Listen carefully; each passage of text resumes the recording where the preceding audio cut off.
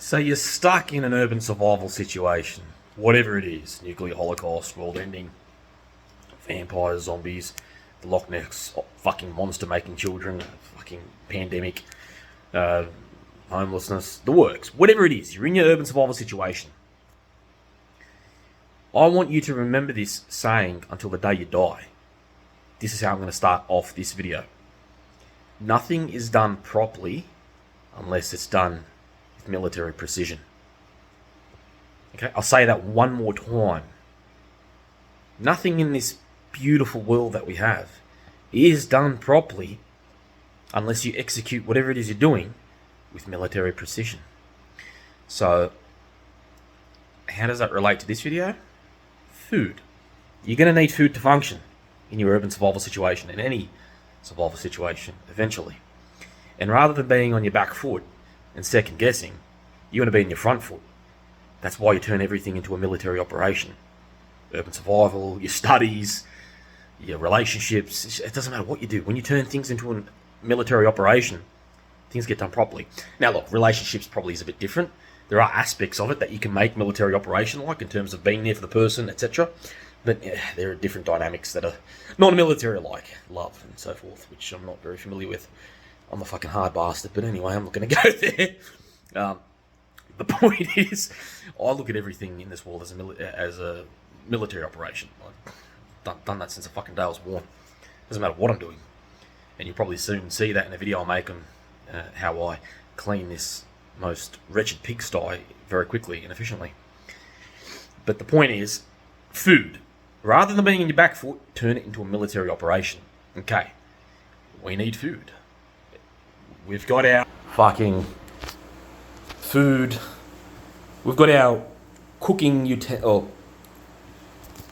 operables ready. So all the cooking equipment is there. We've got our improvised cooking table. Everything's ready to go. We just don't have fucking food. So again, we've got everything. Your element, gas, fucking butter somewhere, fucking fry pan. We just don't have the food. So, let's say, okay, what's happening today? Okay, tick, shelter. Tick, not going to suffer hypothermia. Don't need fire. I'm indoors. Tick, all the furnishings ready. I've got a bed. Everything's ready to go. Water. If that's not ticked yet, that comes before food, but we're going to imagine it has been procured. Tick.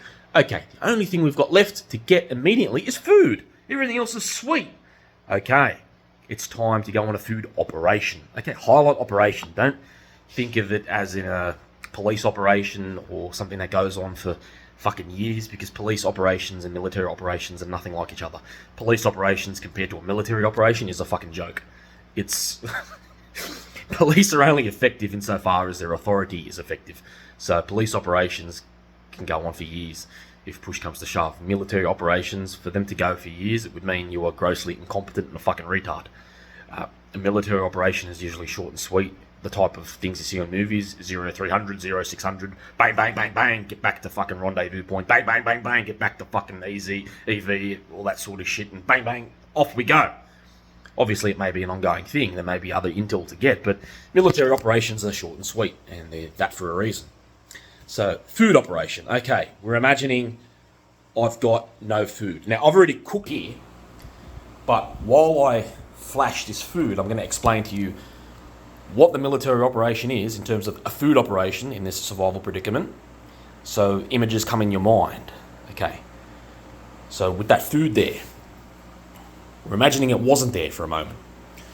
I would do my quick research, especially if there was internet access, but if there isn't, it's okay. We can still do some preliminary research. We can stand on the roof, look a kilometre outward, we can walk around, whatever.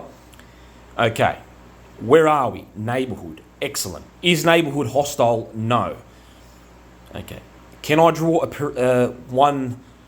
Can I draw a 500 metre perimeter around my in situ and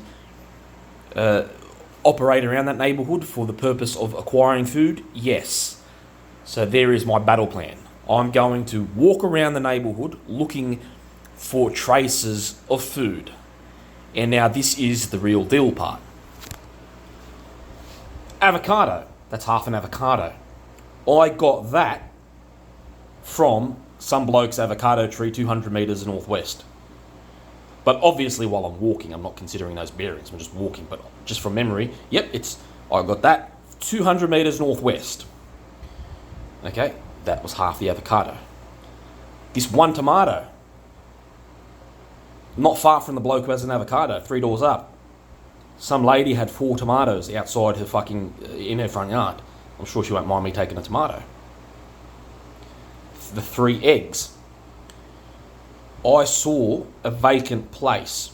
I entered the vacant place. Now we're imagining this is a full-blown out survival situation. For me, I am still in the homeless survival situation.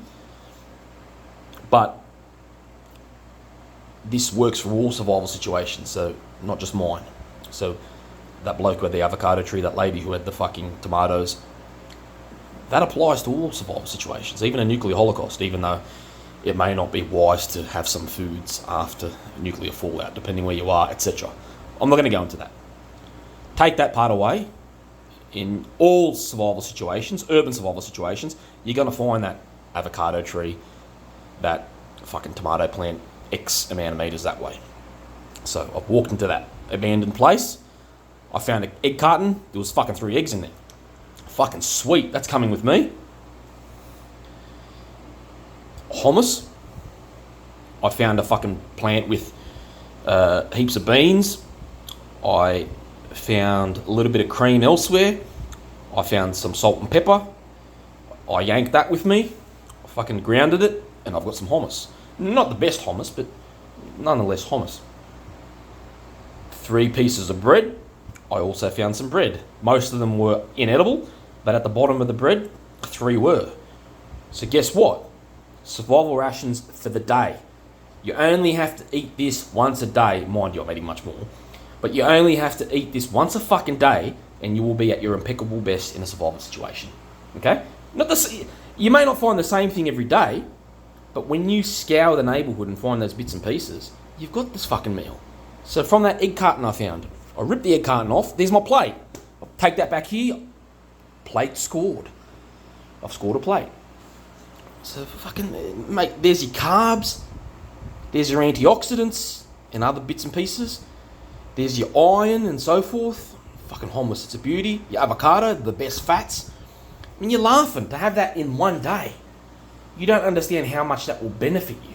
Now, if you procure items often in that manner, you're on the way to certain survival, especially if it's not homelessness that you're undergoing and it's a fucking batshit world-ending scenario. And you find shit like this laying around. It may be eggs in someone's backyard you find because they've got chickens. It could be anything. But that's the point. You've got to get out there.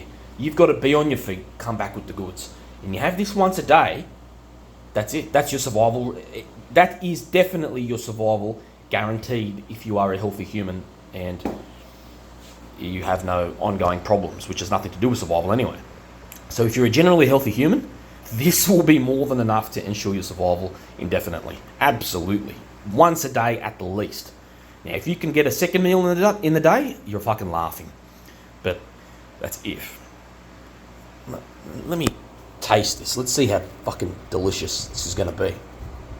I've got some salt. I should fucking put salt on it. I'm a dickhead. Hummus eggs. Oh, yeah. Let me taste it.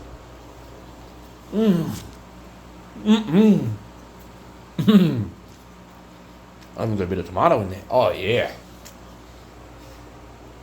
Now, if I was writing it out, like a full blown out survival situation, I'd be eating this on the roof laughing. That is beautiful.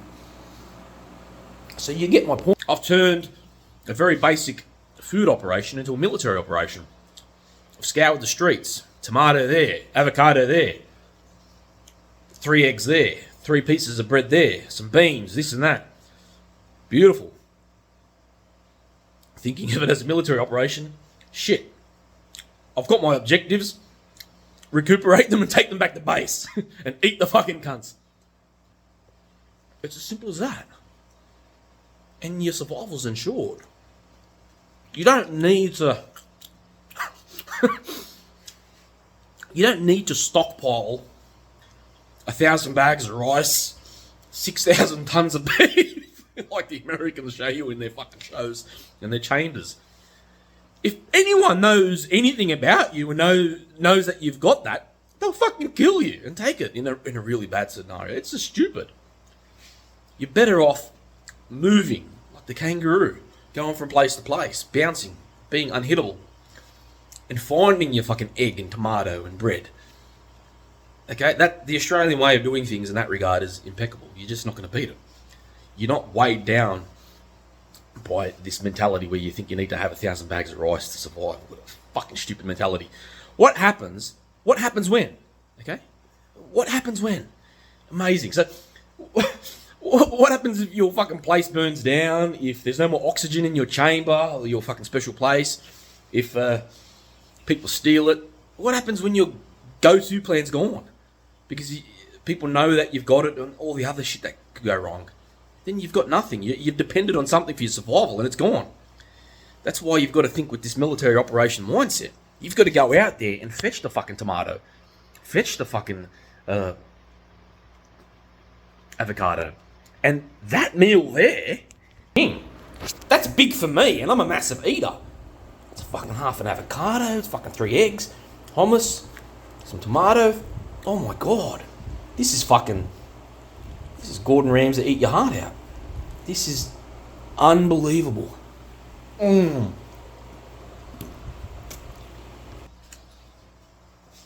pigging out here. And look, most of the time I go to supermarkets, but I've done this just to illustrate a point.